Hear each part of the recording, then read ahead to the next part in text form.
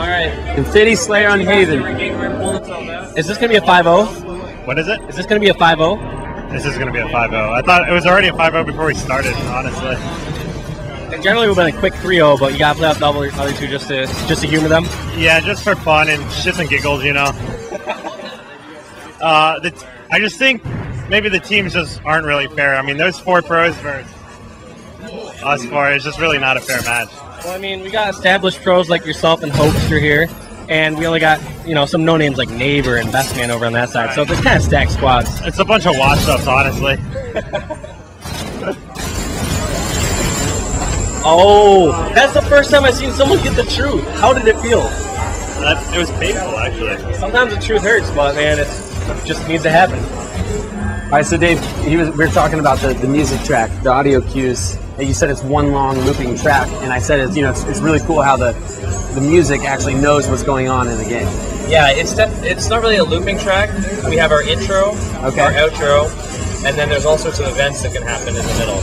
So when you started the game, you heard that nice booming intro music. So that's specific for Infinity Slayer. Okay. So it helps build that recognition of like, oh, I'm playing Infinity Slayer. Mm-hmm. And then whenever he's rewarded, you'll hear these little short stingers that kind of mix right into the track very naturally. And it's one of the big audio overhauls we've done on Halo 4 is to be able to support that. That's brilliant. It goes along with how the gameplay is going. Right. Like I was almost thinking it'd be awesome if, like for example, that one time Eelmite was doing that rocket. Yeah. And incorporate like a choking sound. The choking sound? Yeah, for when you fail. Still time to incorporate that possibly. Yeah. Just You composer? That's awesome. What about if somebody like on your team gets a spree and like a musical cue or an audio cue that lets you know, oh, my teammate just went on a spree or just got a medal for a certain. Absolutely. So the combat log, we're still working on as much as we can. We're going to put as much information as we possibly can in there. So you'll start seeing it in our objective games even more, which I can't talk about yet. Okay. But yeah, we definitely do, brag about what you did for the rest of your team through the combat log, and we can make some music with that. About saving clicks or anything like that, or theater, or you can talk about anything. I got this one for him. No comment. Thank you. Dang it. Okay. Gotcha. All right, well, I want to go back to Elamite Warrior's screen. Best Halo 4 player in the world. I just noticed that Prometheus vision. You can see grenades coming at you as well. Yeah, absolutely. Prometheus vision can't. Oh, he's got ordnance though. Let's see what he pulls in. Right. So if you guys go back and take a look at the first game he played. What's the bottom one's sticky, left one scatter, right one is speed boost. Okay. Yeah. And if you guys go back to the first game that he played, you guys will probably be able to notice. Scatter shot. Yeah. What happened in the first game? I was just saying that, if you go back and watch the first game that he played, he's probably, just more about getting oriented and the feel for the game. And now that, it just shows how fast these guys learn, he looks a lot more comfortable with the game, and now we're about to see some domination. I've seen some people not even use the Prometheus, at least correctly in my opinion. So if I'm in a close range quarter combat area, and let's say I'm around some stairs, and I know it's not like I need to know where the whole map is, I'm really going to just hit that and let it go over maybe a quarter, then reset it, because I already see all the people are close enough, and then they'll do that again so I can use it, that whole engagement against themselves. Is that something that I guess you would do yourself? Like, do you use the full Prometheus when long range, or do you think it's always a good idea to just use it in certain circumstances, like close range to long range, and like only using part of your bar? I think you just choose whatever works for your playstyle. Yeah. Like, there really isn't like a book or a guide to using these armor abilities, because there's so much more going on in the Halo sandbox. Yeah.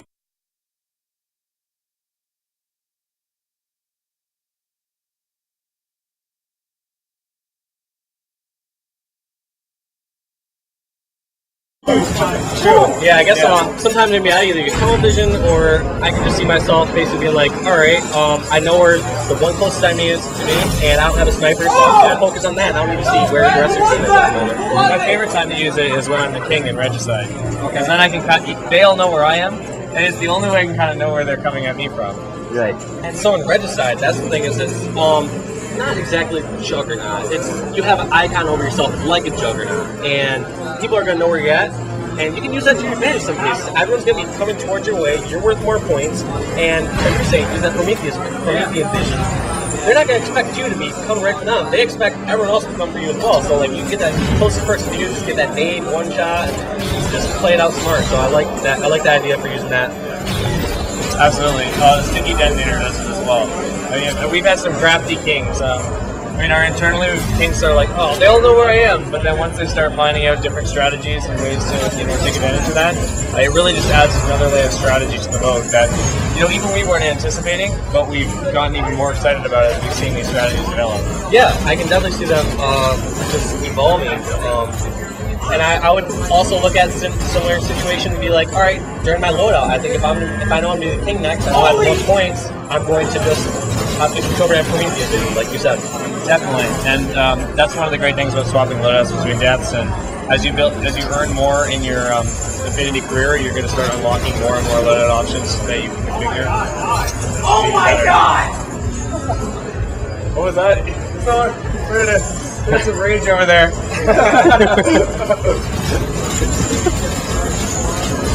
One gun we haven't talked about was the plasma pistol.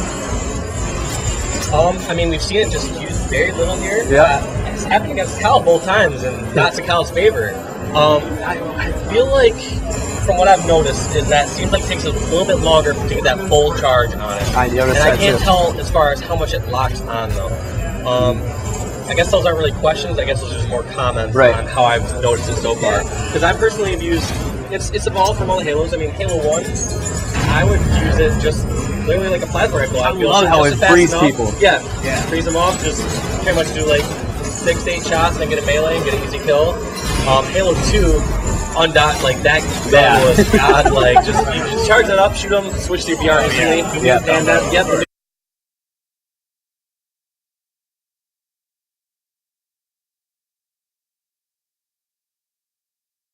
I mean, I've seen Cal get, single burst with it. I've seen him get comboed and someone finish off the VR. So it's just, I can see it very situational use. Now, with the melee system, I haven't seen anybody get animated yet. Are animations in Halo 4? Assassinations. Assassinations. Yes, absolutely. Assassinations are back in a big way. Okay. And there's many new ones. I've noticed these players, they don't take the risk as often.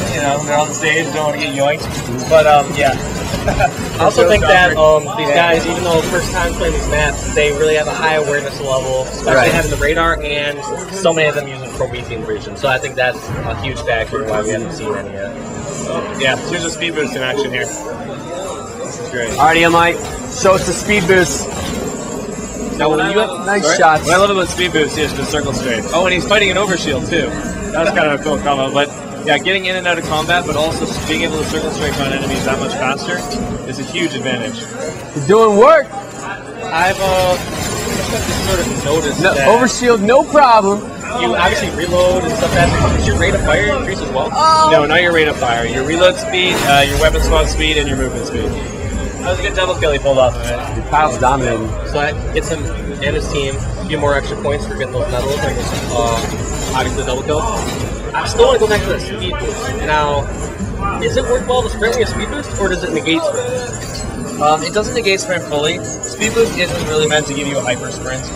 We're still doing some tuning around how much it will impact sprint, but it's mostly for your straight, your forwards and backwards regular movement while you're firing, because that's where we found we get the most gameplay value out of it. I mean, players can already put their gun down and sprint, so speed boost is really for that moment-to-moment jousting or one-on-one combat. And how does it change that? Can you reload faster? Can you, switch to your magnet faster, as we were discussing earlier? And that's where you see the biggest benefit. I can also see that being huge with, especially weapons like, let's say you get rockets. Like, I keep going back to changing your loadouts and whatnot, but if you're able to secure rockets and speed boost, stuff like that, where those weapons that take so long to reload, just every little advantage can be such a huge part. I just see so many different options. Well, the combinations are, endless. And we're still finding them and enjoying them as we've been tuning the sandbox. And it's been so much fun to work on stuff just like that. Was it your plan to make me contemplate coming out of retirement by making such a great game? Absolutely, that was the only reason I get out of bed in the morning.